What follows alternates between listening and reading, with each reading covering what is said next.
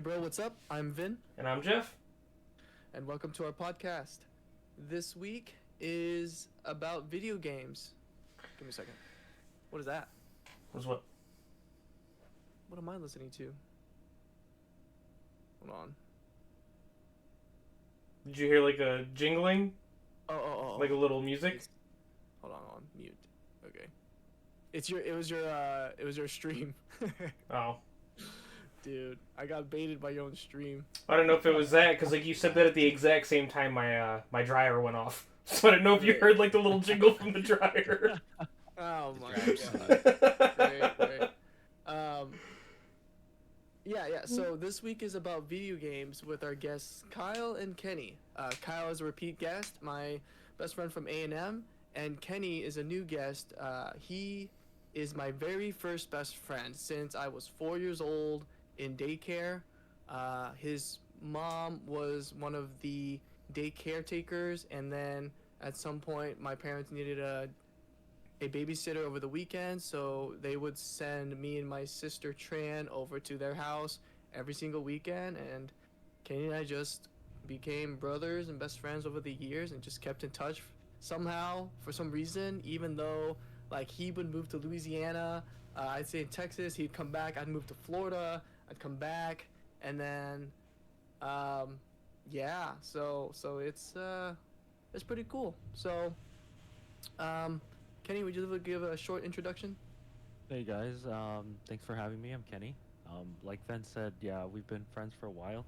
He was the one that actually found me when I moved to Louisiana, so I guess it was just, fate or destiny that we stayed friends, brothers.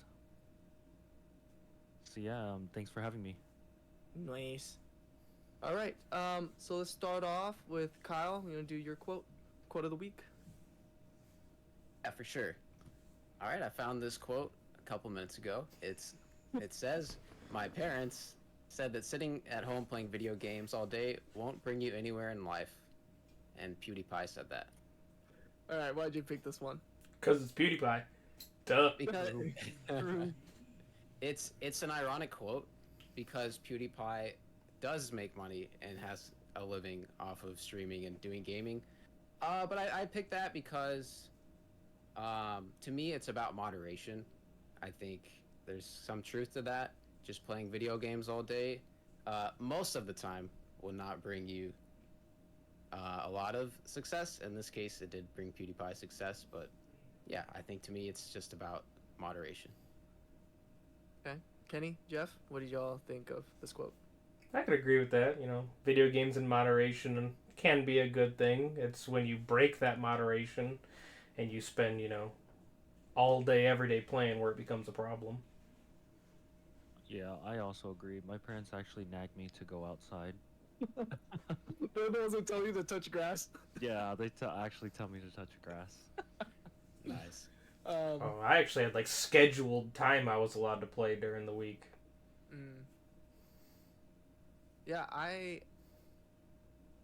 yeah, of course, moderation, but I think I would change that sentence nowadays. Thinking growing up, it's like, yeah, we've all seen the success video games have now. There's a platform for it. So I think this sentence is outdated.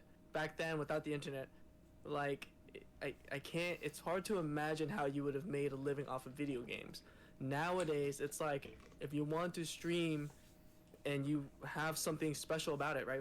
Whether it's your characteristics or how you play video games, then do it.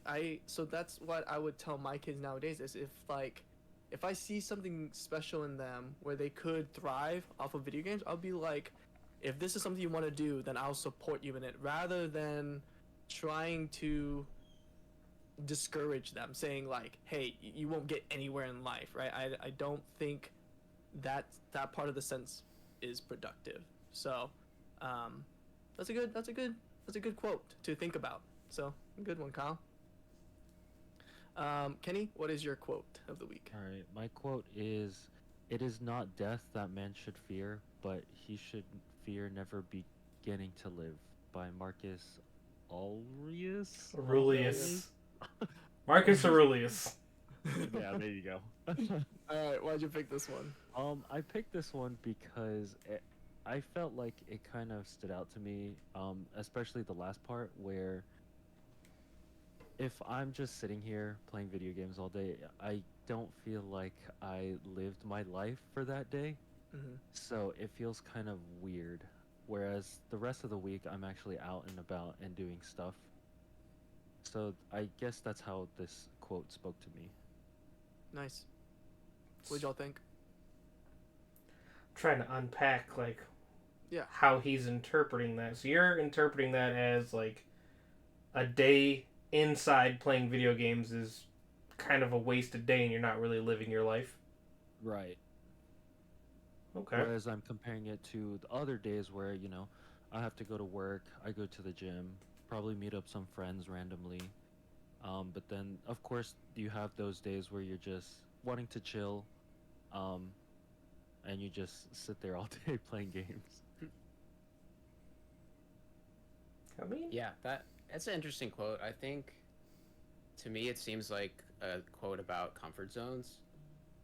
If you're, I guess, living out of fear, you're just staying inside your comfort zone, and I think maybe playing video games all day could be that. It's very comfortable. It's very nice. But yeah, like beginning to live, like actually going out, doing those things like for the goals you want to achieve, even if it's hard. I think that's part of the beginning to live. At least that's how I interpreted the quote. Yeah. I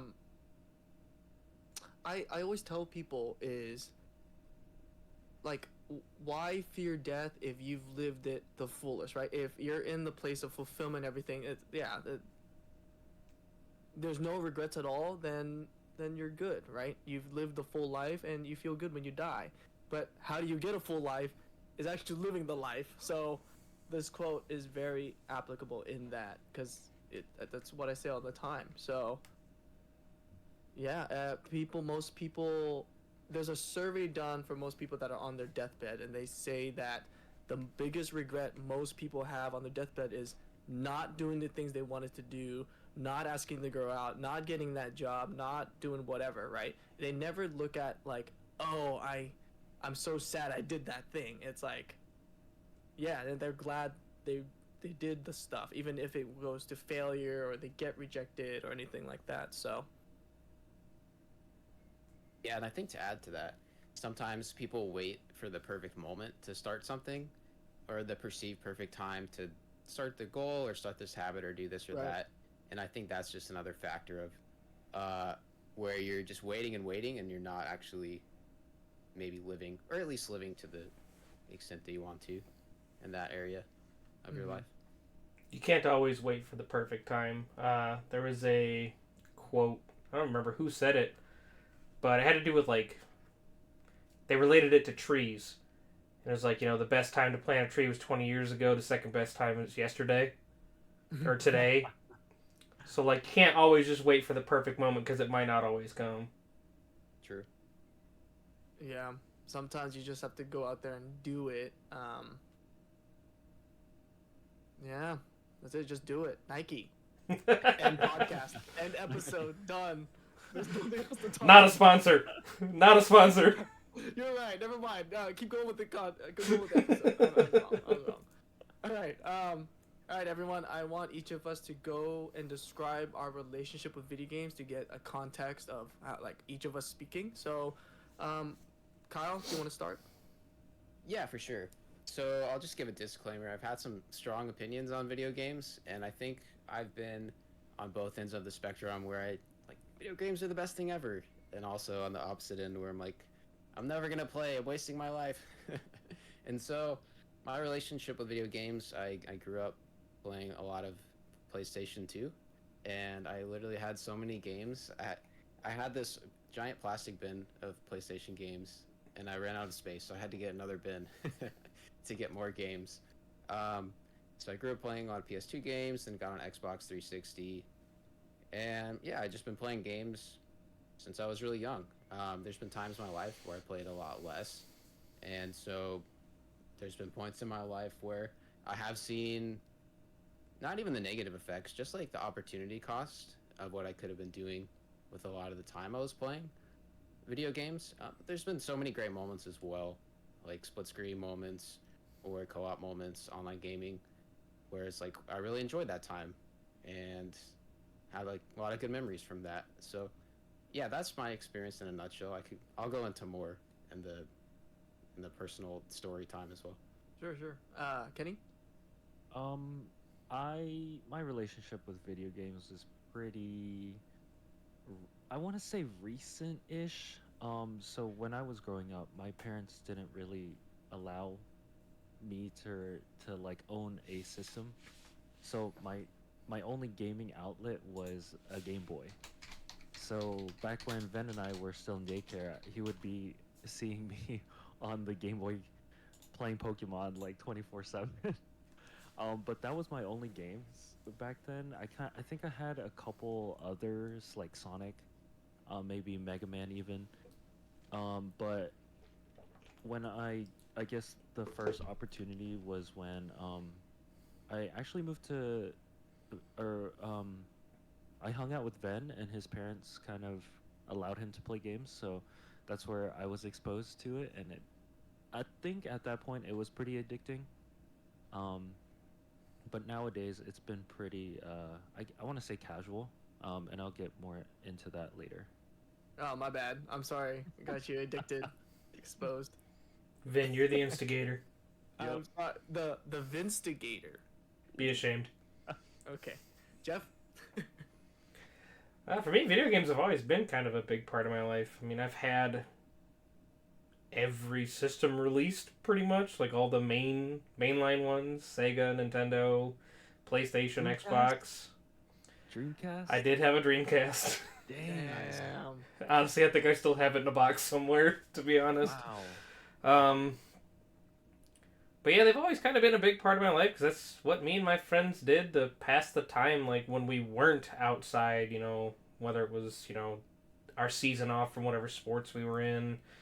And even into my adult life now, like, especially streaming on Twitch, like, I have met so many cool people through video games that I consider really good friends. Like, I have one, he currently lives in Massachusetts. I'm over in Texas. I've never met him face to face, and he's still one of my best friends. Because we talk all the time. We met through video games. Like, all of our interactions have been through Discord. And, like, I think it just opens a lot of doors to meet really cool people and form friendships, even if they're not face-to-face friendships. Like, is there that line where, yeah, you're spending too much time on the game? Sure. But back to the whole moderation thing, like, if you're not letting it consume you and you're playing, you know, to relax and have fun in your free time, I don't see it as an issue. Nice. Yeah, no, I grew up exactly just watching Kenny with the Game Boy and getting addicted to Pokemon Yellow, of like, because it was, I don't know, I don't really understand, because the thing was, I remember that I didn't know how to play the game, but I don't know why, so I don't know why I was so interested in it. It made no Same. sense. I played it completely incorrectly. I didn't know what I was doing, and yet, like, I just kept trying to play it. And then my dad just let me do whatever. I mentioned about him a lot, and he just bought me whatever I wanted. So he bought me the Nintendo 64, the PS1, PS2, gave me a computer when I was like maybe too young. I think it was like 10 years old, 8 or 10 years old or something like that. So video games have always been a big part of my life as well. And there was a moment where I was addicted. Don't judge me, guys, but I was addicted to Toontown Online, okay? And to the point of That game goes hard. yeah, it Yeah, no does. Still judgment. to this day, okay? Yeah, and it had an $80 per year fee, and I would beg my dad to pay for it, you know, and I'd get really sad when he wouldn't let me, you know. So, and I would play that every waking moment. I'd wake up before school, go to school, come home, immediately start playing, play when I eat. Like, I was so addicted to that game. It was crazy. And my saving grace was my dad always forcing me to go do things, go touch grass, go and force me to practice piano or go do athletics or whatever. So that if I didn't have that, I don't know where I'd be. I would be a recluse right now for sure. But that's mine. Fair enough. So, yeah. So going into it is, so we're talking about vices addiction. So I want to see how would y'all describe video game addiction? Like, how do you know when you have a video game addiction? Yeah, I can chime in here. I was thinking about this, and I think, if you can't go, in my opinion, like maybe a couple days without playing, or even a week, I'd say, if that's something like you need to do if you're having withdrawals, I would say addiction maybe if you're putting that thing as a priority in your life. So it's maybe, I don't know, your family needs something, or it's like your friend's birthday and you'd rather sit at home and play games. Like, I think, I mean, maybe check your priorities, but that I would say it's probably an addiction at that point. Or if I've done this myself where I was so addicted to Overwatch that I would be playing this during the workday, and so much so that I was avoiding responsibilities at work. So that's where I think addiction comes in. Yeah, I don't play Overwatch anymore. So Smart choice. I just got that's a game I just chose not to play because of that. I don't know, to me, like, to build off of him, it's definitely the avoiding responsibilities part. Like, I've known some people who, like, not to, like, make light of it, but, it's one thing to, use a vacation day if, like, a game you've really been looking forward to is coming out, like, you want to take the day off on its release to play it for the day. Like, you got the vacation time, it's your vacation time, you do what you want to do with it. But I have seen people burn through their sick time just because they would rather stay home and play a game. Like, just like, you know what? I'm not doing work today. F that. Like, I'm gonna sit at home and play whatever.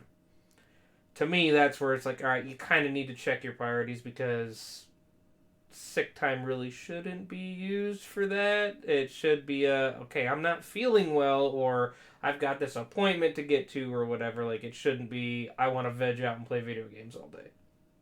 What if it was a giant game, PoE 2 is coming.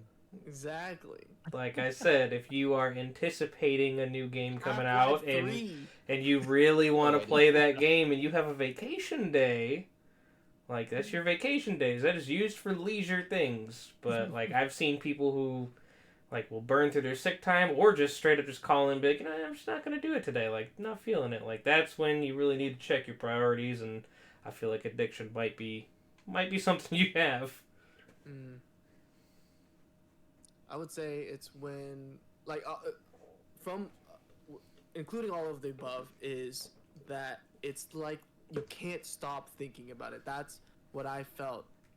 The problem was in the moment, at the time, I guess I was so young, I didn't think it was a problem, but now I'm older, it's like, okay, that is a problem. It's like, it never escapes your mind. You're thinking about it 24/7, and then if when you're not playing it, you are getting withdrawal symptoms, right? You're getting anxious, you're getting antsy, and you can't think of anything else but the game. I think that's also another addiction side effect. I can see it. To build off of Van, I guess when we were younger, when I was addicted to, like, Pokemon, I guess I would be staying up till like 1 a.m. when Ben would already be passed out. But I guess from that view, we were kids, so we didn't have too much responsibilities. So we would just occupy ourselves with video games. But nowadays, it's like, we have to adult, so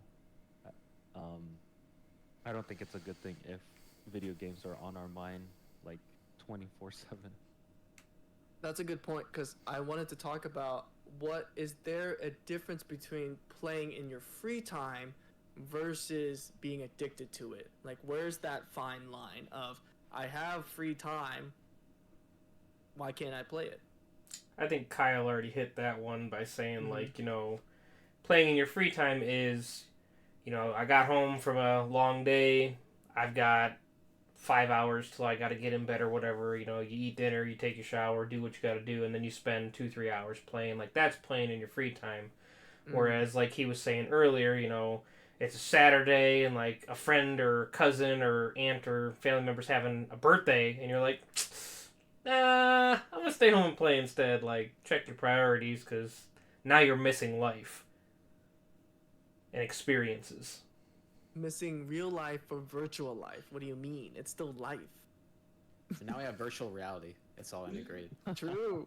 Sorry, not to go off into a tangent. But yeah, to say I think it's priorities again. Yeah, so maybe you're relaxing after work and you're playing a game. Someone else might watch a TV show. Someone else might read a book. People have different things that they do to unwind. But say you're playing a game and in the middle of that, I saw this example online actually. Like if you're a dad and your son needs something, or like a young baby like needs something, your wife's calling for you, it's like, will you drop that game and go help? So I don't know. That's a scenario there. I think it's like, yeah, it's just one example, but in my mind, it's like, yeah, where do your priorities lie? If you're constantly, again, avoiding responsibility, or if you're not really spending time with friends in real life and you're just constantly substituting that with just online time, yeah, I think just, ask yourself where your priorities lie. Dude, it reminds me of the story of, I think it was a father, I thought it was a couple, but it might be just a father of a daughter, and he was so addicted to WoW, World of Warcraft, that the child died of neglect, without no food and water and stuff. It was crazy. That is an extreme example. Wow. Okay, it just reminded me of the story, okay? It's out there. It's happened. It's real life. So then, where would you categorize streamers and gamers that make money off of games? Would you count them as addicts, or is that like part of their job description? Where would you categorize them?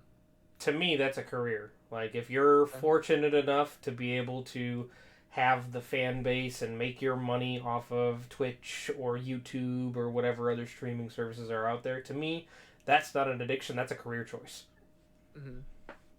Like, to me, what's the difference in being paid to play the game versus being paid to design the game?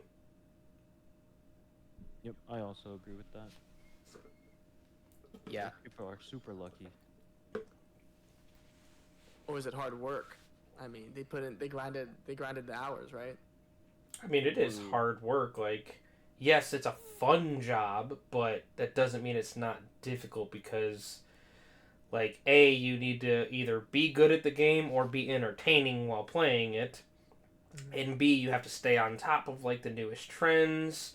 You have to be willing to sit in a chair for 8-9 hours a day. It's and edit it after. Editing, and unless you have an editor. I know a lot of the bigger content creators will have, specific editors that they pay to do it, but, like, it's one of those jobs where if you don't work, you're not getting paid at all. So, like, for you and I, like, if we have vacation time, I can take a week off and I can still get paid for that week. Streamers don't have that luxury. They take a week off. They made zero income that week. That's true. They also do a ton of research and, I guess, news reading offline too, to keep up with everything.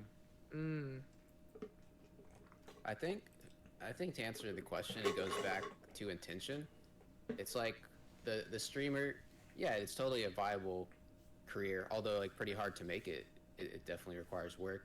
It's like, they have this platform and this huge following. It's like, what are they doing with that?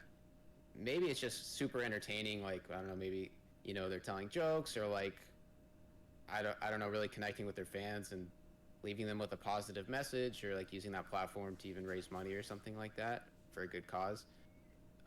Yeah, I mean, so is that their intention, or is it just, kind of like, yeah, of course it's going to be fun to play games, but are they just doing it for themselves, I guess, or for others, and how are they using their platform? So I would ask that to determine that.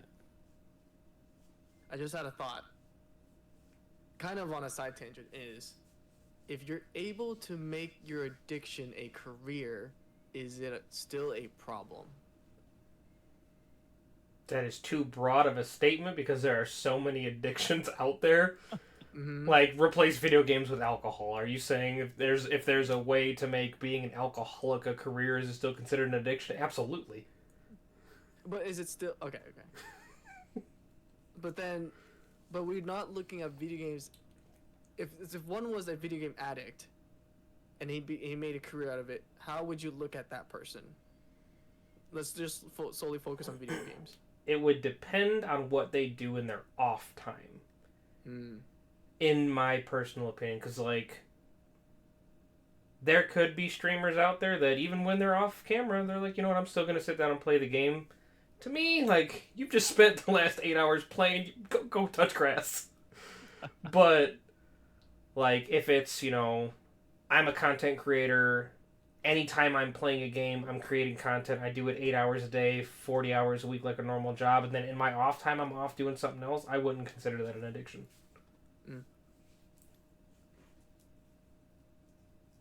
I also agree with that. There's one streamer I watch. His name is Lyric. He does like sponsors for, I guess, games that are in alpha or beta, and he streams them. Of course, it's sponsored, so he gets paid for it. But he usually ends stream due to family reasons, and so I feel like that is a good like game life balance that he has. For an example. Nice. Okay. Next, I wanted to look into the pros and cons of video games. Right there, I think more in the, let's say, early 2000s, it was all just bad. Right? If you're, as the quote, one of the quotes was like, you can't make a life out of video games. People associate on the news of video games go with, what is it, mass murders, mass shootings, and violence and all this. Yeah. Right. So I wanted to go into that and see what y'all thought of the pros and cons. I came across some studies from the National Institute of Health. So they did some studies and they looked at how like video game experience is associated with just brain function, and they noticed that the people that have played video games compared to the people that didn't, they had better cognitive function with visual, short-term memory, reaction time, and so there are benefits to video games that I guess are usually overlooked by. I'm trying to make sure this is correct. Let's say the older generation and just, maybe just older generation. So, what do you guys think? What pros and cons of video games? I feel like I've talked a lot, so I'm gonna let the guests chime in. Yeah, I think you touched on a lot of the like mental benefits already, which is pretty cool to hear that from studies. Mhm. I mean, I think just like socializing, you can meet a lot of friends, like Jeff mentioned. I've had that experience myself where I met someone online in this community who was really into the same game that I was, Team Fortress 2, and we found out we went to the same school, and Yeah. we ended up meeting in person one day, and like we were friends for a while. That doesn't happen all the time, but I think, yeah. So socializing, making friends, like relaxation, unwinding. I'd be curious to hear some studies on like the benefits of games, maybe for mental health disorders, if there's like a very relaxing game for someone with anxiety disorder or something like that. Who knows? Power Wash Simulator. Yep. There it is. It's the most satisfying game I've ever played. Kenny, any pros on video games? Anything else? So my pro is mostly from, I guess, the reaction time and I guess the thinking speed. Mm-hmm. So I recently picked up badminton and it's pretty fast paced compared to tennis. For sure. And the guys I play with, they're like early 20s. I'm 30, so they have a lot more energy than I do, and they're just flying across the court. And I felt like going to the gym, of course, and just having the reaction speed that I got from playing games helped me a lot keeping up with them. And then of course also helped me become friends with them as well. Yeah, yeah. I agree with all the points. For sure. Sorry, I lost the word. But for sure, the community aspect of it. You know, I have a bunch of. You're invited to a lot of Discord servers, or you have a bunch of groups of friends that play different kind of games, and y'all can kind of get together. Like Jeff, you do Saturday gaming. You know, having a group of people. I'm able to broaden my friendships to California and Florida and all across the states because of gaming. So it's a good social. There's a whole social aspect out there that that's untapped if you just stick to the real world. So that's pretty cool. And then along with Kenny, for sure, my like hand-eye coordination, dexterity, and everything. I remember this. It literally happened like 2 weeks ago. I was washing the dishes, and as I put up one of the dishes, like a big pan started to fall, and somehow like I didn't even look at the freaking. I just saw from the corner of my eye something was falling, and I somehow just reacted and caught it. And freaking Mia was sitting on the couch. She saw it. We both looked at her in shock, and I tried to do the Spider-Man. Like I tried to make sure I didn't become Spider-Man. So, yeah, that's that was- relatable. All those Valorant hours paid off. Yeah, dude. yeah. Let's not look into that. All right, don't worry about it. So a lot of pros. What are the cons? So with going back to that research study, they saw the addictive disorder, and they call it the internet gaming disorder. And they listed off a lot of the stuff we've already said in the beginning was just withdrawal symptoms, inability to stop playing, giving up on other activities and life and stuff. So, are there any more else? Are there anything else we want to look at for cons? One that kind of comes to mind, the more time you spend playing, you're stagnant, you're sitting there. So you're not expending energy, you're not getting movement, getting exercise. So too much video games can lead to like your muscles deteriorating because you're not using them, weight gain if you're sitting there snacking while you're playing. So like there are some physical like cons. But I would also like you could say there are some cognitive and mental cons as well. And like this is more of a niche thing in my opinion, but I have seen like some people will compare the games to their life, and they'll be like, why isn't my life this interesting? Like, Right. why can't I be that cool, that strong, that fast, that this, that like so like it can lead to a lower self-esteem if you're one of those people that compares yourself to the game. Not saying that like I am or I know anyone that is, but it is something I have heard of in the past. Yeah. I can definitely see that. It goes into like if real life is uninteresting and you don't have a name for yourself, right? You don't feel good about yourself. I can see I wish I was in that video game world. Yeah, and I think to add on to that, it can be a form of escapism. If you're just maybe avoiding real life because it's more fun in the game. But I don't think that is like exclusive to video games. You can do that with other forms of entertainment. But yeah, I was gonna True. say one thing I thought of was self-control. And I've experienced this a lot with certain games. Maybe I'll go back to Overwatch again. This guy. So, as an example, like the match ends, right? And then it's like if you don't do anything, it automatically puts you in the next match. And so, I'm not saying just that game, but certain games do this more than others. But just that like addictive factor, and I think some of that makes it more fun, but some of it can make it really hard to put down the game. And so in that you're kind of just it's like Netflix, right? Now you can actually turn this feature off. It's like it will just play the next episode for you in 10 seconds.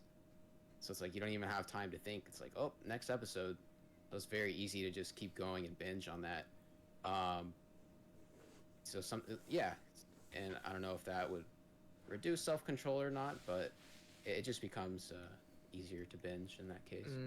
I always feel like Netflix is judging me when I'm sitting there for a while, and then all of a sudden, like, I just let it keep playing and playing and playing, and then it's like, are you still watching? Like, yes, leave me alone. Oh man. Yeah. So a lot of hidden pros and cons, right? So it's hard to balance it out when video games are so, it gives you that, how do you say this? Hold on. It gives you a sense of fulfillment, right? It's because it's different than watching TV, because you're physically doing something in the game, and especially when you get good at it, it's like, oh, this is a time when people are looking at me, or I feel accomplished, I feel fulfilled because I'm doing something. So I think yeah, video games just give you that sense of like action. I don't know the word. I mean, yeah, there's more of a sense of accomplishment with video games as compared to, like, reading or watching a show, because, like, if you're reading or watching a show, like, it's all out there, it's ready, just get through it, but with video games, like, if you don't do it, you don't move on to the next part, you don't complete the game, this, that, and the other.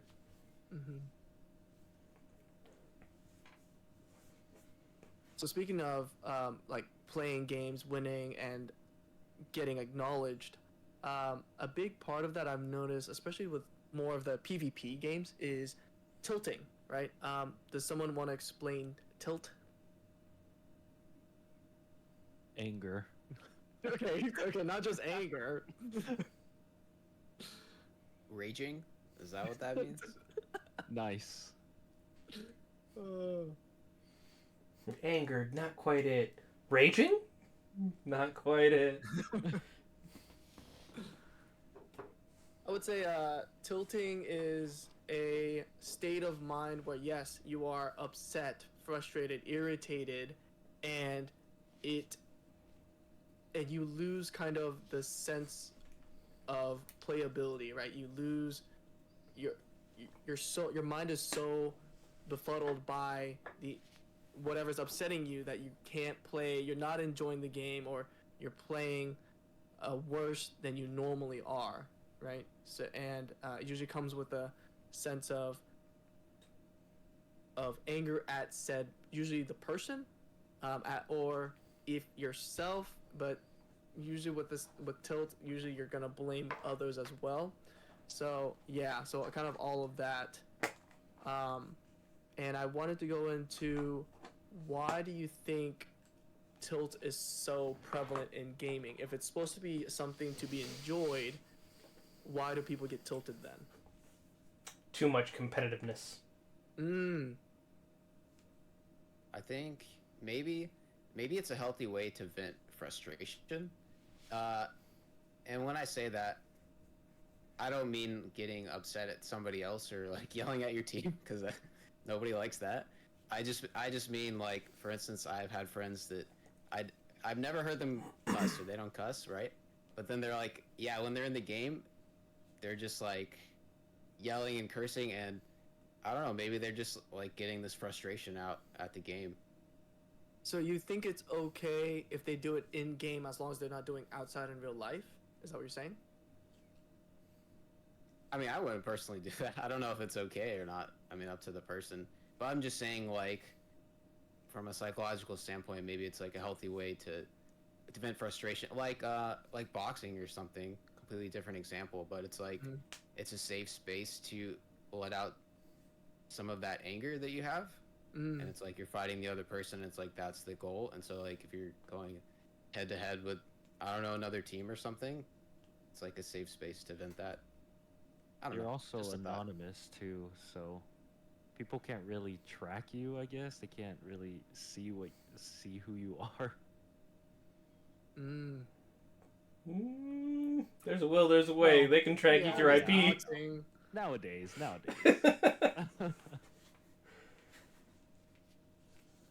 I don't think I would necessarily say it's healthy, though, like, because I've seen some people throw a controller through a screen because they get that mad. So, like, is it a way to express oneself? Yes. Is it necessarily positive? Not always. But I do think one of the biggest causes is competitiveness. Like, humans Okay. are very competitive by nature, like, Mm-hmm. in all forms of competition, whether it's grades, sports, video games, careers. Like, people can be competitive in everything. And That's true. I think especially the younger generations, like, nobody likes to lose. Mm. Myself included. Like, I've gotten mad plenty of time playing video games because I lost. I'm more so a person that gets upset when I make mistakes, though, versus, like, actually being beaten. Mm-hmm. So, like, if somebody outplays me and I lose, I can take that on the chin and be like, alright, I need to get better. I need to do better. But, like, if I mess up, if I made, like, a dumb mistake, that's where I'm like, oh, son of a bitch. And I'm getting mad at the game. Yeah. Yeah, I'm trying to right now. I'm processing the fact if, because what I fear is, it. I just don't believe if you tilt in video games, it's only in the video games. I feel like, and well, the problem is I have to look into the studies, but, or maybe do surveys, but that anger has to stem. It's from a source, right? So then, why wouldn't you get angry outside of video games? Some people can't make the separation. Right, exactly. So that's what I'm saying. So So, like, a rational person, like, could get mad at a game, walk away from it, and be like, all right, is what it is. Let me move on with my life. But there are other people who they can't make that separation. They get mad at the game. They put the game down. They walk away, and next thing you know, they're yelling at their mother, their father, their brother, their sister, their significant other right, because they're pissed off at a game. right, yeah, yeah. And I think that's kind of where seeing people tilt. I think that's where the I don't know the word right now, but the bias of, oh, video games cause violence, right? Because they see people tilt, they see people get so angry and throw things and whatever, and it's like, oh, and they end up, they do something crazy like murder, mass murder, whatever, and they're like, oh yeah, um, but it just might be like an anger it might be just from an anger management problem, right? Rather than a like a video game problem. So I mean, like if you keep going. well, I was gonna say, in my opinion, like, with those rare cases where they end up going and doing something real bad, like shooting up something or killing people, like, to me, video games may have been part of it, but they are not the root cause of it. There is Right. something else Right. there, trauma, abuse. Like, I don't, I can't say I'm correct in this, but to my knowledge and in my opinion, I don't think there's ever been a person that, because they went and they were killing people in Call of Duty, was like, let me go do this for real. Right. Yeah. There's some other rooted issue there. Yeah, agreed. I mean, depends on the situation, but who knows what type of other trauma that person had been through. I don't think the violent video game was the motivating factor there. Mm. And they're trying to use video games as a place of accomplishment, of winning, and if they're losing, then it really hurts even more. Because I'm trying to go from a personal standpoint where I, I I haven't confirmed this with everyone, but I would like to think that I'm one of the less tiltable players of the game, and I associate that because I play games not to win, but to keep in touch with my friends. Right? It's hard for me to play video games by myself, especially nowadays. Like if I found a single player game, I could only touch it for like 2 hours at a time and have to take a break. But with online people, like I'm playing, for example, League of Legends isn't the best game out there. I could spend time with other games like Toontown. I'm joking, but I spend so much time on League of Legends and Valorant stuff because I have those groups of people, um, it, playing those games, and I would notice that the people that are all about winning, they playing to win. They're the ones who get tilted more. So that's a correlation I have noticed because I would think a lot about like, okay, what? Because even actually, Mia just talked about it last night, where or like 2 nights ago with her dad of, oh yeah, they were comparing to her brothers, and like they're playing Fortnite and they're like cussing each other out. They're saying like crazy stuff, the usual gamer stuff. Like they're saying crazy things, and then Mia was like, yeah, no, Vin sometimes does get loud, but he doesn't get mean. He doesn't get mad. He's just getting mad, loud. But he doesn't say anything crazy. He's just like, oh, like dang, I lost a shot or whatever, right? But I'm not like my gameplay's not going down. I'm not yelling at other people. So that's I don't know. I've seen What? you get pretty tilted at golf. at golf. Okay, I'm getting mad at the game. Golf is different. Golf's frustrating. Yeah, see, Yeah, that's very different. frustrating. Whatever. I've never seen Vin angry, and then we invited him, a couple of my friends, to play a round of golf on a video game. And by like the 6th hole, Vin was like, "This is fucking bullshit. I fucking hate this game." I didn't say that. I didn't say effing bull. I don't say those things.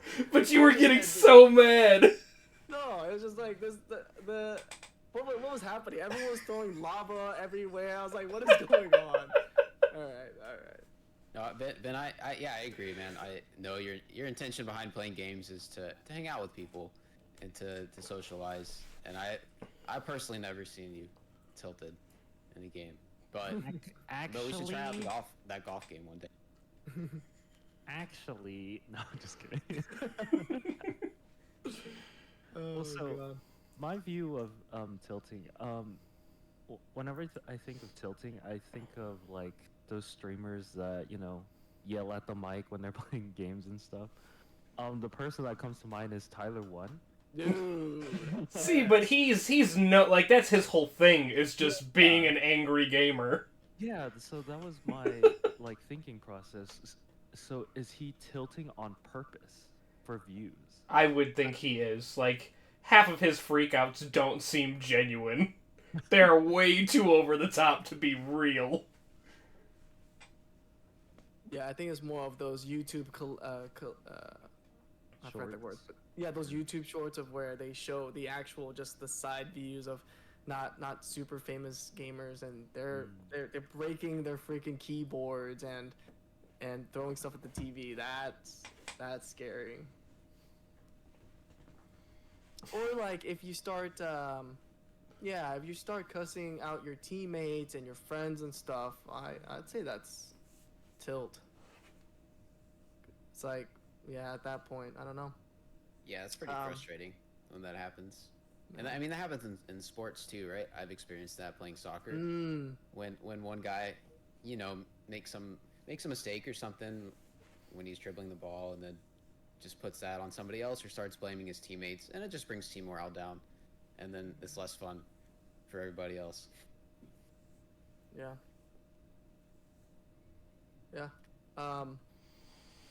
So going with tilting, getting mad or frustrated, I wanted each of y'all to share just your worst time with video games. Worst as in the time we got the most tilted, or just a Or, like- bad experience with a video game? Yeah, let's just say bad experience. Yeah, not going along with tilting. Just the next part after tilting. I mean, to me, the one thing that sticks out is the one time I played League of Legends. Okay, let's go into it. What happened? So, years ago, I worked at Walmart, and I had a coworker who, like, he and I would talk video games pretty much every day at work. Like, oh, I was playing this or I was playing that. And for months, he begged me. He's like, dude, just play League with me one night. Play a couple rounds of League. And I'm like, dude, it's not my style of game. Like, I've heard terrible things about the fan base. Like, I don't want to play. He's like, but it's free. Like, if you don't like it, you just uninstall it. And I'm like, all right, fine, whatever. So finally, after months of him trying to convince me, I download it, log in, I play one round with him. My very first time touching the game. It's not surprisingly at all, I did not do very well. And we weren't playing on ranked. So, like, he was like, oh yeah, it'll be super casual. Like, no one's going to care if you do bad. Not only my entire team, the entire opposing team told me to uninstall the game and go kill myself. God. And I then responded. I was like, guys, like, I just downloaded this game like an hour ago. That was my first match. And like 2 of them were like, oh, okay, you're brand new. Keep practicing. The rest of the team was like, my statement stands. Uninstall and go kill yourself. That's crazy. I Did you was- report them? No, I'm not going to report someone over that. I was just like, I'm just not going to play League again. Why do I need to be in this atmosphere? And I have never touched it again. That's the League fan base. Fear base. Mine is actually also from League. So I guess I started back in like junior year of high school. I was kind of getting into it with my friends at the time.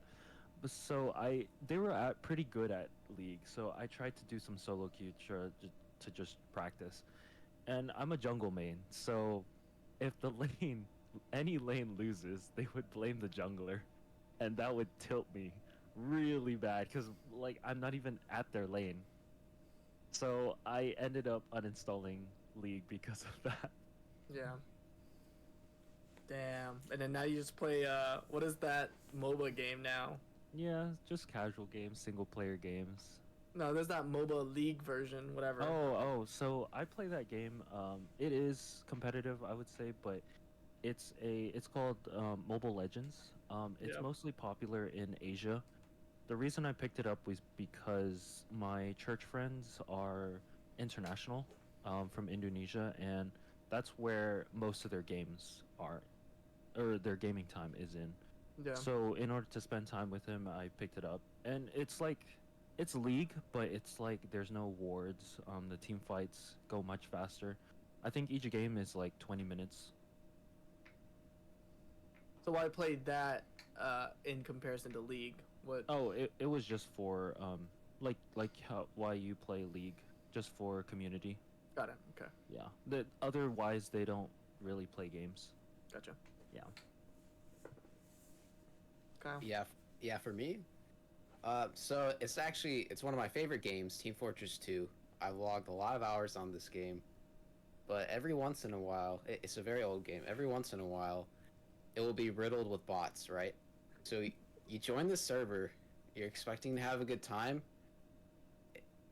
and then it's fine, and all of a sudden, like, sniper aimbots start joining the other team, and then it starts, like, infecting the whole server, and you literally walk and you get one-shotted, and you can't even do anything. Yeah, and then, so you basically have to, like, put in the chat, hey, other team, can you kick your bot? And sometimes they won't. They're just like, nope, not gonna do that. Just, oh my, like, what is going on? And then so you're like, okay, so then you leave the server, right? And then you join another server. The whole other team is bots, sniper bots. Oh gosh. So yeah, and that was a big problem. They finally fixed that with the game. Again, it's a very old game. It had this issue. It's been fixed before it came back. Yeah, I think it's good now, but I think the fact that they're like the bots would just kill you automatically, plus on top of that, like the other team every once in a while like won't kick them. It's just like I'm just gonna play something else now. That's why you stopped. Is that why you stopped playing? No. I played so much time on that game. I went to other games, but whenever I came back to it, yeah, it did. TF2 had the botting problem again. I think they fixed it now. Okay.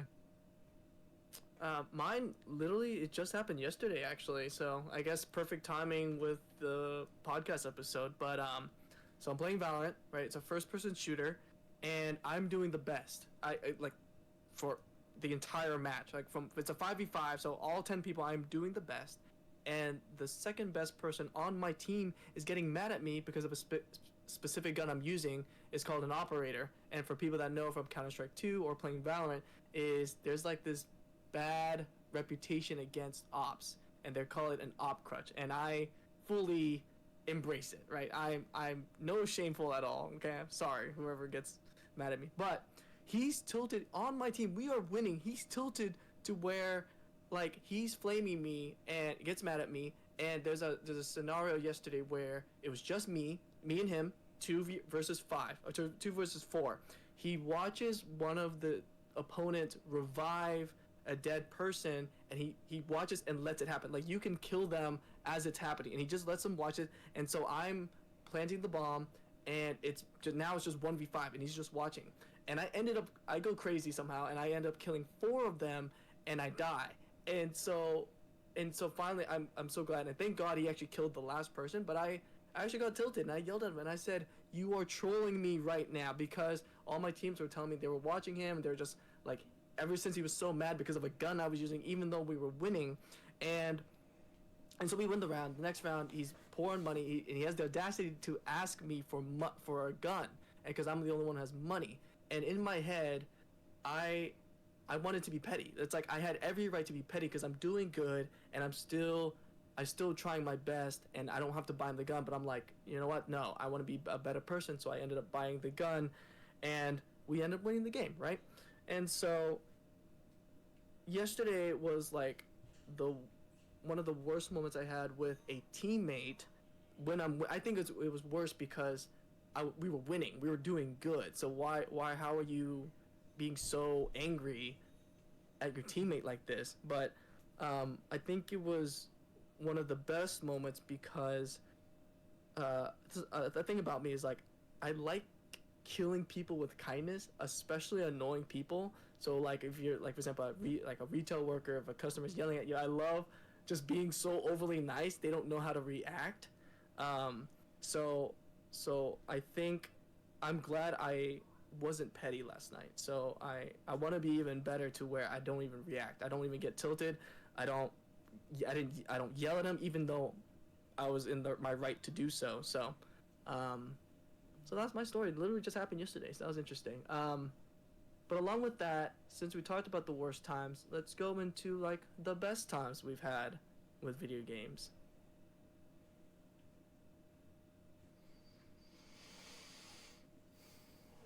I guess I can go first. Yeah. Have some old time to think. My best time was actually in Elden Ring.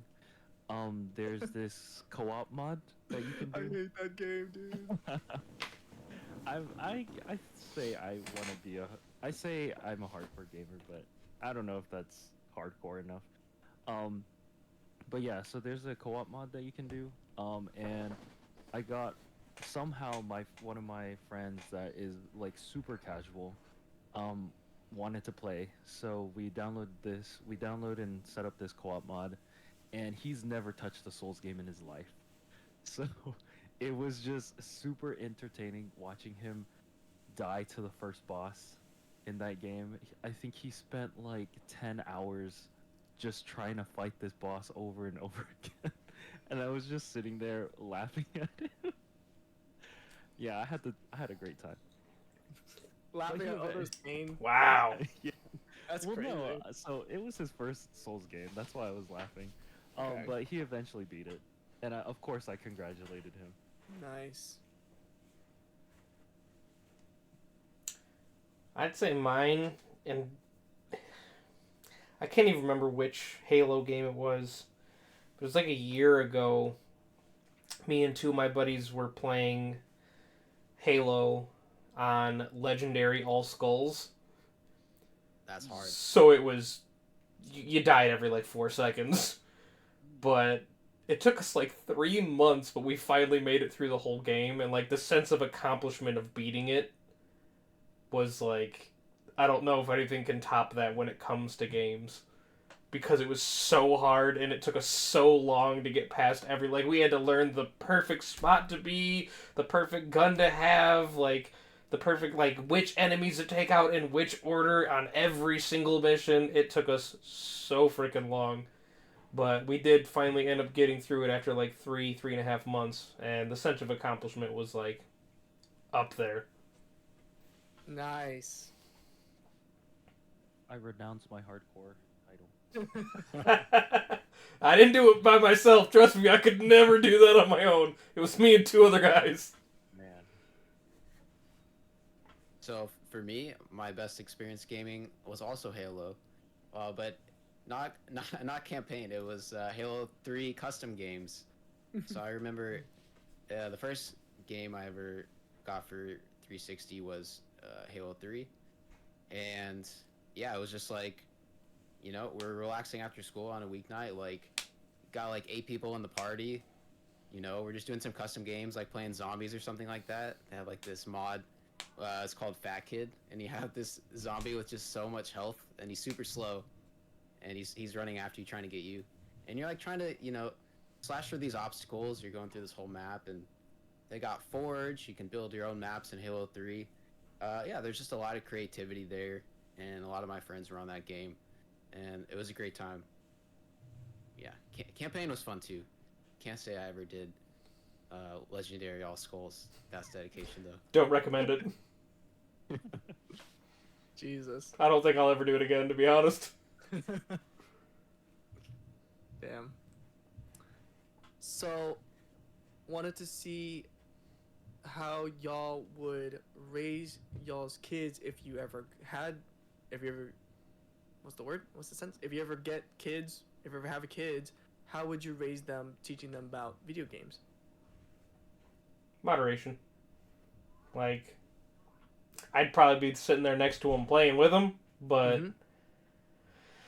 I wouldn't want them to spend 4, 5, 6 hours a day on them. It'd be more so like, I'd probably have to limit it, like, especially when they're younger, 2-ish hours a day. Maybe even like only an hour a day during the week, like if they're in school, and maybe give them a few hours on the weekend. Like, I don't want to be like too like strict on it, but as long as like they're still doing their schoolwork, their grades stay up, like it could be one of those things like, I'll let you play a little longer, but if the grades start to slip or things like that, or you're not doing chores or responsibilities, then I'd have to be a little stricter and be like, not today. But I wouldn't take it easy on them either. They want to do some Mario Kart, you're getting stomped into the ground. Life's not fair. Yeah, I would say, agreed. Moderation is a really good lesson. I think I would actually be kind of strict with games. I definitely wouldn't get like get any games or like a console for my kids, maybe until a certain age, which is kind of what my parents did for me. And then, I think what you said, Jeff, makes a lot of sense. Like, just some time limits around it. And I would even add for myself, like, maybe they have to do their homework first or their chores first, and then they're able to game. So just some guidelines around it, and I think there would be some good lessons about moderation and about taking care of real world stuff. And then you're done with that, great. Then you can play video games, hang out with friends, or do what you want. I will make an exception to that though, because I had an old friend. His kid was really into. It was an online game. I don't remember what it was called, but it taught you how to code. So like, it was a video game, but to progress in the game, and like the whole game was centered around coding, but they just made it fun. So like an educational game like that, I'd probably let them play a little more, like, and not limit it so much, because that actually can have value. Like, because there's a lot of like careers in coding, and like if that's something they wanted to explore, that'd be a great way to let someone get into coding at a young age. Right.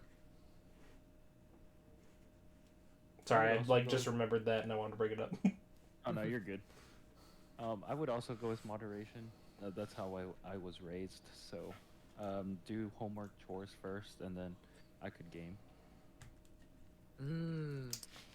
Like a reward system? Would you do like a reward system? Like, hey, make sure you do homework first or do chores first, and then you can play? Yeah, I would say so. Maybe loosely a reward system. Okay. Like if they didn't have anything to do right, go ahead. But of course, limit that. Because that seems like such a good idea. It'd motivate them to look, because the thing is, I think we talked about it one time. I think Jeff, like you said something about how your parents punished you with chores, so you would hate chores. Is that you, right? No. No, that wasn't you. Okay, so I don't know if I made it up, but I think if we associated chores with, oh, you get to game after, then the kid would grow up to enjoying chores more, because they're like, oh, I associate chores with gaming rather than chores with a punishment. So that might be actually a good idea. I might copy that. Well, it's positive reinforcement. Exactly. Right. But I thought it was you, dude. I thought it was for sure it was you. I don't know who it is then. But how would I raise my kids? Because the problem is here. Well, I was addicted, so I don't know if this is a good or a bad thing. Because I was like, oh, I was addicted, but like I can moderate it now. But there was some struggles and some strife. Like this one's a tough one, actually. I wrote this down, but why didn't I think about it for myself? Okay, so obviously I'd let my kid play games, but I think I'd set an age limit. I don't think I would let them play until what? Like they're like, well, maybe simple like studying games, like you were saying about coding and stuff, like kind of fun educational games growing up until what, like 10, 11, 12, and ever then, and I'll let them just kind of play whatever. But yeah, I think I would have a reward system like, hey, before you can play, go do this and that, and then you can go play. You know, do like a work hard, and then you get to play hard. Would I moderate the game? If there's nothing else to do and they're able to live a good, balanced life, I don't think I'll moderate it. I think I'll let them, if that's their coping mechanism and that's what they do in their free time. Because some people, they binge watch TV, right? They binge watch social media, things that are, I would put in the same category, kind of harmful as video games. And yeah, so I think it just depends on how they grow up, how they receive, what's the reception to video games. So it'll be a case by case basis. But otherwise, I like the reward system for sure. And then educational games growing up, and then letting them free reign, because Yeah, I like what you said about some of the age limit stuff as well. Like, yeah, you know, for me, I'm like, yeah, if they're younger, let them play Minecraft. We could go play together and start a world. It'd be great. Mm-hmm. Well, that's good for creativity. Yeah, for sure. But yeah, to add on to what I said earlier, I was just thinking I'd probably do some like parental control stuff and kind of just limit what maybe games they can play depending on how old they are. Yeah, I'm not gonna let them play GTA 5 when they're 5 years old. Yeah. Hey, one of my Or first 6 video games was Conker's Bad Fur Day, so look it up. Well, did you even understand what they were talking about in the game? Some of it. Okay. All right. Yeah. So finally, what advice would y'all give to people struggling with video games, or video game addiction, I guess? Find another hobby. Like if you've recognized that it's that big of a problem for you in your life and like you're dedicating too much time to it, walk away.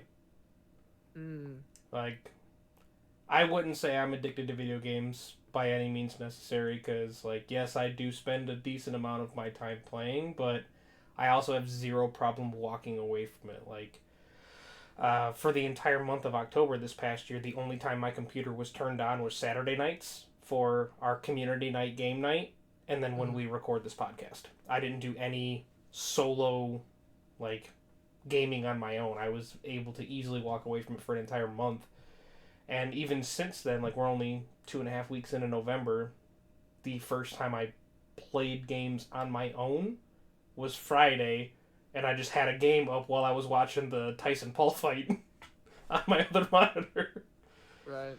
But yeah, if you are genuinely struggling with video games, go outside, go for a walk, walk away from it, go read a book.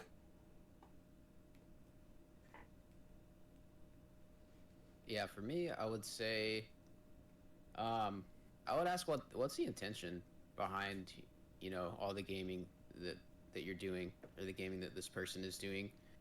Because again, we talked about moderation and how that's important. So, it's one thing if, you're playing a couple hours of split screen or co-op with a friend. It's another thing if you're gaming for hours on end, you can't stop. If you're playing solo games all day and avoiding responsibilities. So I'd say, and with other addictions as well, I think you have to ask what's at the root of it. Again, what's the intention? Are you using this to escape real life? Because I've been there and I've done that, and it wasn't the healthiest. Or or using it just to, you have some extra free time and you're spending time with friends. Yeah, and again, like what I said earlier, is just, what are your priorities in life, and what are your goals in life, and if it comes to it, and you're choosing gaming over a lot of other real life things that could be fun, I would just, yeah, again, consider what your priorities and your goals are. Yeah, I would have to agree with the Kyle and Jeff. Also, touch some grass. Get your priorities straightened out. Bruh. I mean, not in a bad way. I was just joking. But yeah, get your priorities straightened out. Life is not just video games. There's people out there that want to hang out with other people, make friends with people, make some memories. Yeah. But that's so going. This is part of my thing, but I think a part of it is there's some people that don't have real life friends, right? So the only kind of fun they have is through gaming. So yeah, and just touching on everyone else's is find the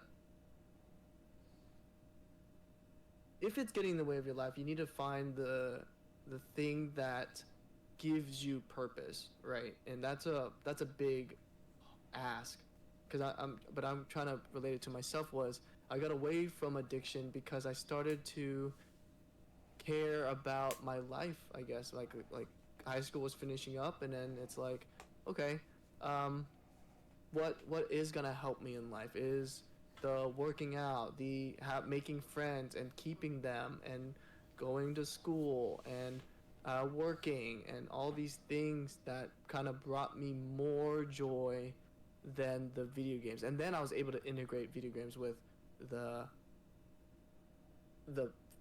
keeping your friends. So maybe it's like a shift, right? If you're able to shift the video games to maybe a positive one, like kind of Jeff, like you said, find a video game that helps you with coding, and then maybe you get interested in coding, and then you make a life for yourself through coding, something like that. But it really requires a shift in purpose, shift in priorities of, oh, what do I want to make? How do I want life to be? What do I want to make a life out of for myself? So, well, Yeah, I think that's great what you said, Vin. And I just thought of one thing to the question you point out. It's like, what if somebody comes back and says, well, all my friends are online, or maybe they say it's hard to make friends. I would just encourage anybody, like, go out, find, maybe there's even like a board game place in town, or like Game a shop? club. Yeah, what'd you say? A game shop? A game shop. Like, come on, yeah, you can go and meet people who also enjoy games in person. What's Or interesting maybe is there's- like that thought came to my head. Like as soon as he said like, "Oh, my friends are only online," I was like, "There's a game shop 2 miles down the road from me, and there's an entire bulletin board of people looking for groups to play D&D, Magic the Gathering, Warhammer, like all that stuff." I'm like, go to one of those. Yeah, there you go. Plenty of opportunities for that. And like, even if it's not gaming, if there's a shared interest that you have, there's plenty of, clubs or meetup groups for these types of things. You can go out and make friends. So yeah, I would just encourage anybody, if it's you don't know where to find people, like find a club, find a game shop.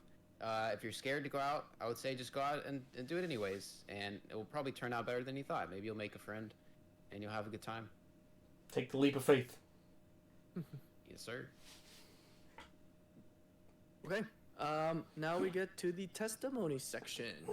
So each person kind of go into how they dealt with video game addiction, and kind of how it's affected them in life, and then, and most importantly, how did you get away from it? What helped you personally the most? So, Kyle or Kenny? Kenny, go for it. All right. So I guess my testimony with video games, I think I got really addicted back in Louisiana. My first MMO was a game called Maple Story. It's a Korean MMO, and so I don't know if you guys know, but it's Korean MMOs are very grindy. Back then, you would have to, I think, spend maybe like 5 hours grinding, and you wouldn't even get a level up. So I would just be at my friend's house because I didn't have a computer back then, and I would just be on their computer playing Maple Story, and they would be maybe like playing on the GameCube together, playing like Mario Party or something. But yeah, I would just be by myself playing Maple Story and just grinding. Um, and I think I wasted a lot of like bonding time with my friends during that time. I'm not saying that I'm not good friends with them now, but I think I could have, created more memories during that time. Um, Nowadays, well, I guess it got to the point where when I was in college, I picked up a job and I saved up money, built my own computer. That was the first game that I booted up on there, and with the rest of the money, I would save up so I could, buy in-game currency. And even with that game, it wasn't really like pay to win. It was more like uh, customizations. So you can buy costumes for a certain amount of in-game currency, but they wouldn't even permanent. They would expire in maybe like I think it was 90 days, and then you have to buy it again. So, Dude. yeah, I spent a lot of money back then. I guess during college, on that game. And I, looking back on it now, it was pretty dumb. So thankfully, what saved me from that was actually my church friends. They're people that don't really play games. They hang out, play sports, maybe like cook. We cook steak now. We have steak nights. Um, but yeah, they don't really play too much games. Maybe Max is like on the Nintendo Switch, like Mario Kart or Smash, and that we probably play for like an hour and we would be done. Um, so nowadays it's mostly my time to unwind. Um, Sometimes when a game is loading, I would take time to like reflect on what I did during the day. Um, if I actually had like a fulfilling day to myself, if I was able to get stuff done that I had planned, and then I would kind of like unwind with games nowadays. Sometimes I don't even turn on the computer because I'm just busy on the weekends all day. I also have to wake up at 5 for my job, so that also limits my time for gaming, which I think is a good thing. Otherwise, I would get too addicted, or I would just be sitting here all day. Um, so yeah, I think a lot of it had to do with friends that actually don't play video games helping me get unaddicted to it. Yeah, that's my testimony. Nice. Yeah, I think that's great. He talked about having a job and like positive influence of friends in your life. So that's awesome, man. Thanks. Yeah, I wrote out a bunch of notes. My story, I'll just go and I think in chronological order. So basically, I also played Pokemon growing up. I didn't mention that. I was super into Pokemon Emerald on Let's the Game go. Boy. Best game. Yeah, I Best? beat that. Yes. No, it's not. One of the best Pokemon games, I would say. Crystal. I beat the game twice. That's how much I liked it. Only twice? But Dang. Those are rookie numbers. dang, roasting me. Kidding, just kidding. You should ask Kenny how many times he finishes his Pokemon games. Yeah, I don't even remember. Yeah. Anyways, like I mentioned earlier, I also play a lot of PlayStation 2. I had so many games that I had to get another bin and fill up that whole box of more games. So like every birthday and Christmas and stuff, I would ask for video games. And I played a lot of solo games, and it was fun and it was enjoyable. Um, but I do look back and think, maybe I could have spent some more time with friends or just meeting people in person. And I did have friends that I hung out with on my street. And so yeah, like middle school came around.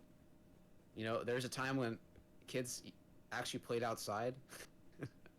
And that's when I was like, I know, crazy as it sounds. But I would ride my bike with my friends. I'd hang out like with my friends in the cul-de-sac, whatever. We'd up to doing random stuff. And then at some point, I got my Xbox 360, and I got Halo and all these other games. And I just stopped saying, like, my friend was knocking my door. Hey, you want to come outside? And I'd just say, oh, I'm in the middle of a game. And eventually they stopped knocking on my door. And so, I did have friends, like, I made some other friends after that, and like I really enjoyed playing Halo 3 and a lot of the Xbox games. But again, I look back and think, maybe I spent a lot of time on it. I could have spent more time hanging out with people in person. Anyway, so high school comes around, and I built a gaming PC Master Race, and got on Steam, playing a lot of those games. Got into Team Fortress 2. And yeah, I made some friends. I would like hang out at their house after school, and we would just play split screen games, and it was great. It was really fun. Had a lot of free time, like totally fun. But then there's also times where I would just play Team Fortress 2 for hours on end and like avoid schoolwork. Or I remember very vividly like waiting till the absolute last minute to write my college essay, and like for the college applications, and I would just play a bunch of Team Fortress 2. And so like. Yeah, it was just, I think, using that to escape real life responsibilities. Anyways, yeah, college came around. I hung out with people a lot more and focused on studies. And then my gaming PC broke sophomore year. And I was like, you know what, screw it. I'm not going to fix it because there's so much other stuff I could be doing. And I was at that mindset where I'd rather hang out with people and focus on my studies, and that's what was important. And so I didn't play games for a while, and I would play from time to time, like split screen stuff like that. But anyways, after college, graduated, had a lot of free time, got my gaming PC fixed, started playing some more games, and yeah, I think since that time I got really into music production. That's a big hobby that I have, and so now. Whenever I'm thinking of playing a game, it's always in the back of my mind, like, well, I could be working on a song or like doing this or that. And don't get me wrong, like I can relax and enjoy a game, but I just see I think the opportunity costs a lot of if I'm gaming, I could also be doing something else. So I actually and I also mentioned like there's times where I've been addicted to Overwatch. I literally just can't play the game anymore. That's one game I just can't play. You want to play some Overwatch after this? Oh man. So yeah, I basically the beginning of this year, I didn't play video games for 6 months because that was a goal that I had for myself. I felt like there's a lot of other things I could work on, and again, like I love gaming, but for myself, I just needed the other extra free time to work on music and try to kind of build up music projects that I'm working on. Anyways, it comes full circle because now I'm back to gaming, and I'm actually been applying to jobs at gaming studios to be a sound designer for video games. Like that's something that I want to do. And so I say all this to say, yeah, I've had some very extreme opinions on gaming, and I don't think games are inherently bad. But I think at the end of the day, it's moderation and the intention behind it. I've learned a lot of lessons behind gaming, but yeah, hopefully I get a job as a sound designer. That's the goal. Good luck, buddy. Okay, hopes for you, man. Awesome. All right. I feel like I've already said mine, but grew up playing video games quite a bit. had pretty much like every system out there. Some of the biggest ones that got me into gaming were Pokemon. Started with Pokemon Red, and I've had and still have every single Pokemon game ever made. Well, mainline games. Let me clarify so no one comes after me in the comments. All the mainline games. It's what me and my friends did a lot of, and it's how I met a lot of my friends. Unlike Kyle, though, Kyle said he played too much in college. I wish I played more in college, because I stopped gaming in college because I spent so much time at the bars. If you listen to the alcohol addiction episode from last week, you'll understand. But now as an adult, like, I feel like I have a very good balance on my gaming, because I really only game with friends now. I've never let it get in the way of work or responsibilities.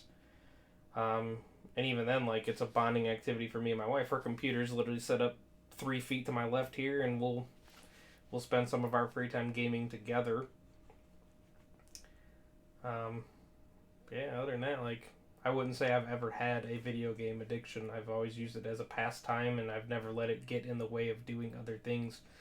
Even, like, with my friends when I was younger, like, if we sat down and gamed, it was because we chose to. We also, like, spent just as much time out riding our bikes or, you know, going to the skate park, doing whatever. Like, I spent equal time outside as I did inside.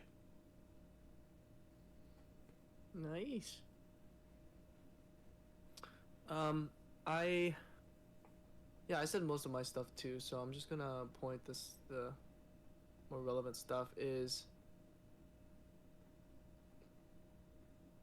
yeah, I was addicted at a young age. I said Toontown, but also at the same time I was playing a lot of Dragon Ball Z games, and I remember there's a character in Dragon Ball Z called Cell, and it was in one of the very first Budokai games, and I could never beat him, to the point where I was tilted. I would yell and scream, and I would cry because I couldn't kill Cell. It was very sad. It was very embarrassing to think about that now. I was like 5, 8 years old. Yeah. And then to get away from it, I kind of just saw I had more priorities, especially going into college. I found a template of who I wanted to become at 18, and video games was not really a part of that. Video games will always be a part of my life, but it does not help me get to my goals. So I think just that mind shift change in life helped me moderate gaming. But for sure, if I kind of just stayed where I didn't know what I wanted to do and didn't know myself or anything like that, I'd probably be consistently addicted, because that would be my escape. But a big thing also is, like, gaming also helped me become who I am, right? There's a lot of stories and games and stuff like that where, you know, it's pretty much like anime or anything, movie or books you read, where they have a very good plot twist, you know, good plots, good character development, stuff like that, especially with like Dragon Ball Z or Kingdom Hearts or anything like that, where they're like power of friendship or break your limits, you know, stuff like that. And then nowadays it's like it helps build a community. It helps me keep in touch with all my friends that are far away. So yeah. So a lot of pros and cons to video games. So yeah. All right. Is there anything we want to add? Anything we want to say? I think we covered most of it. I had some more notes here. Let me see. Oh, I can turn it back. My bad. I did a second ago. I'm sorry. Deleted all his notes. I thought you were done. What was November 17th, 8:36? How do I go backwards? This way, like this. There you go. Oh yeah. I wanted to talk about some different scenarios. So I said, okay. just solo gaming versus online gaming versus split screen versus board games, Mm. and I just think, yeah, obviously with online gaming, split screen board games, like there's that social aspect, and Okay. that's really healthy. You can make friends, and even online gaming, like I use Fortnite nowadays to connect with one of my best friends who lives in another city. Sometimes we'll call on the phone, but other times she's like, hey, you want to hop on a game and play for an hour or two. Versus, but like with solo gaming, I think it can be very fun as well, but you know, in my opinion, maybe not as much benefits because it doesn't have the social aspect or like even the competitive aspect. Well, that's not true. Solo games could be pretty competitive, but not the social aspect. And recently, I've been playing more board games, and like it's super fun. Like I was playing Telestrations. If you ever play that game, with some friends last night, and you literally it's pretty simple. You just draw a picture, and it's kind of like a telephone where you try to guess what the person drew, and then you keep going around, and then at the end you see what you end up with. Anyways, I'm just saying like board games I think have a place too, and it at least for me, where I'm at, I work remote and I'm inside a lot, and so I still love playing games solo or online gaming, but it's almost like I prefer to do something outside of the house after work, and so that I still like to play games, so maybe that's board games. So I think that's board games is also really fun and healthy. I thought you were gonna we're trying to vote which one's the best. You could do that too. Everybody put in your votes. Online I actually gaming. wanted to say something about solo gaming. So me and my friends kind of got hyped after Black Myth Wukong came out. Mm-hmm. So we actually hop on our Discord channel and we just stream it to our group, and we just like talk about the game, how each of us progress, what bosses we have struggled on, stuff like that. So I guess it depends on your community or your gaming community, but that's how my solo gaming experience has been. So you found a way to take solo games and turn them into a social event. Yeah. Mm-hmm. Yeah, that's great, and I think that's yeah. Again, like yeah, you're still enjoying playing, but you're getting that social aspect too.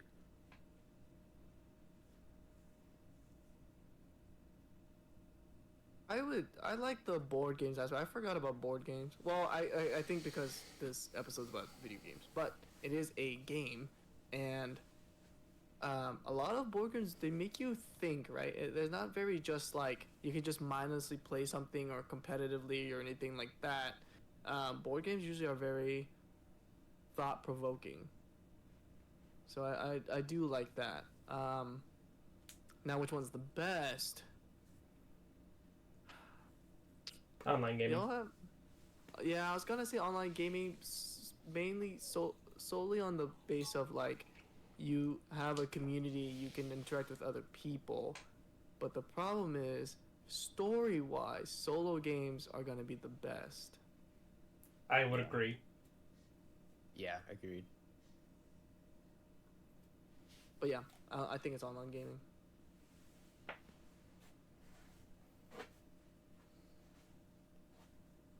Another topic that I wrote down here.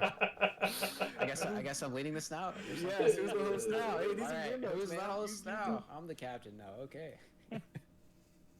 So an interesting topic I wanted to bring up is using gamification for like apps and tools and websites and things like this. And so it's kind of like Uno reverse card on you guys, taking aspects from games and applying them to real life. And so you see this in lots of different ways. One example I think where it's done well is Duolingo, where they have streaks Mm-hmm. and they have leaderboards and stuff. So it encourages you to keep going back to it, and it's healthy. It's an educational game, right? Where you can learn a language. It's great. But then there's other places where I think it can be very addictive. Tinder. With Tinder. Like Instagram maybe, where you want to just keep scrolling, where they have likes and things like that. a lot of great things about Instagram, but I'm just using that How- as an example. How did they gamify? How did they gamify Instagram? I think it's just the social aspect of like wanting to accrue stats, right? It's like you want to get more followers, like the most likes, have the best social standing.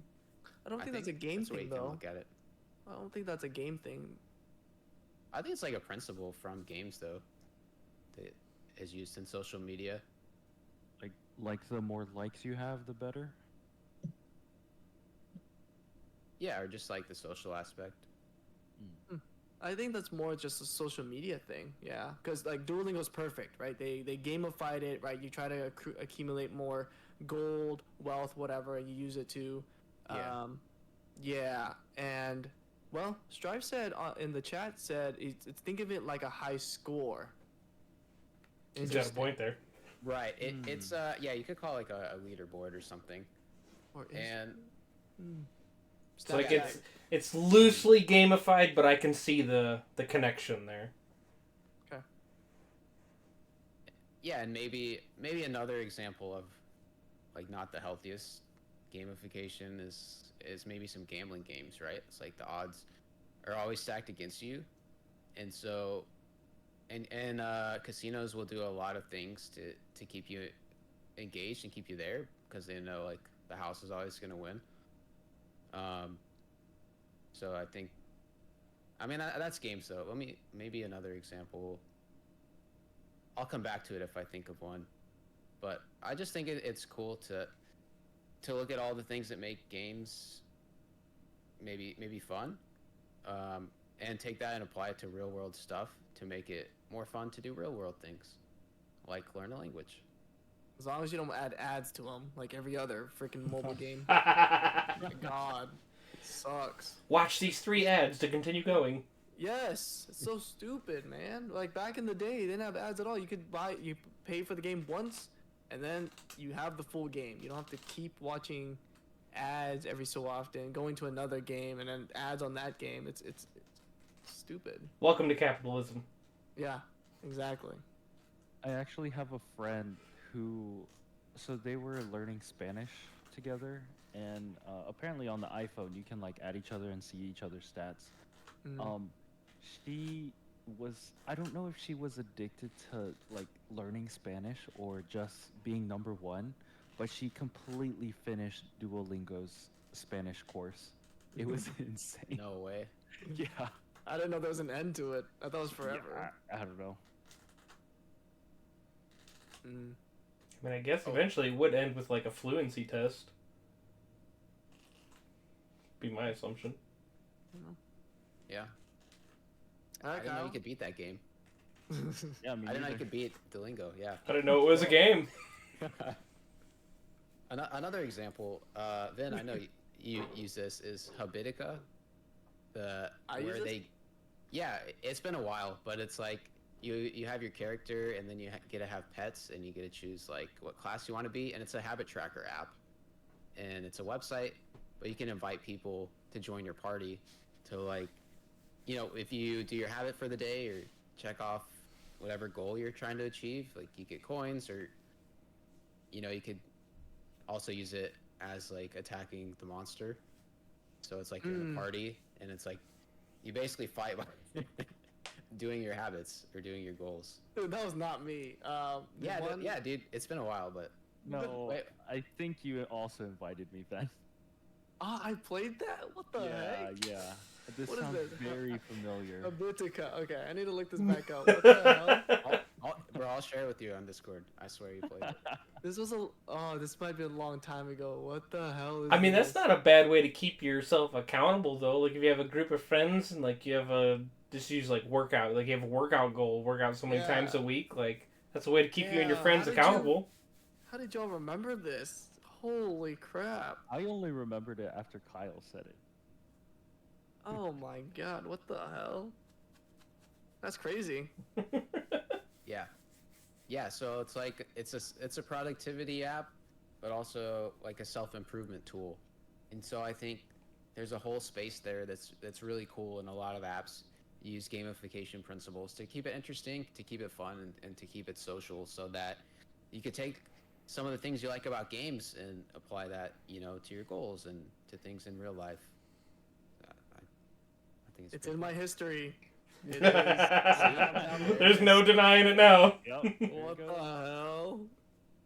What the hell? This has to have been years ago, Kyle. How No. long ago was this? Now This watch, is a he's gonna while. get back into it. And we're all gonna get invites. Yeah, that's true. I just want to see what it's all about. I don't even remember at all. Damn. Yeah, look out for the invite, guys. I'm inviting you to my party. Denied. Yeah. Thank you. Okay. What's next, co-host? Yeah. I mean, I don't know. Does anybody have thoughts on gamification? Or does anybody? I mean, if experience it's that in if it's apps or used websites? well, then it can be extremely helpful. Going back to the one I was talking about, my buddy who his kid plays that coding game, like that's gamification of a real life skill. Yeah, Yeah, for sure. otherwise my friend, I don't know if she was addicted or what, but yeah. It could also be a bad thing. Yeah, that's an interesting scenario. Beating Duolingo. Yeah. All right. I have something else here, Of course you do. and it says, okay. So I was reading this Reddit thread the other day, right? It's r/no stupid questions. It says, why do women hate men that play video games? Mhm. And there's a lot of interesting comments on this thread that I think just apply to like, moderation of video games, also like the intention behind playing. And I shared a little bit of it before, but what do you guys think? I'll get that in a second. Side note: Strive is in the chat, and he's like, "Time to up my Duolingo game. I've barely scratched the surface." No, same, man. I got bored. I'm on that 160-day streak right now. But Jesus. going off your why do women hate men that play video games, that mentality is actually flipping now. Mm.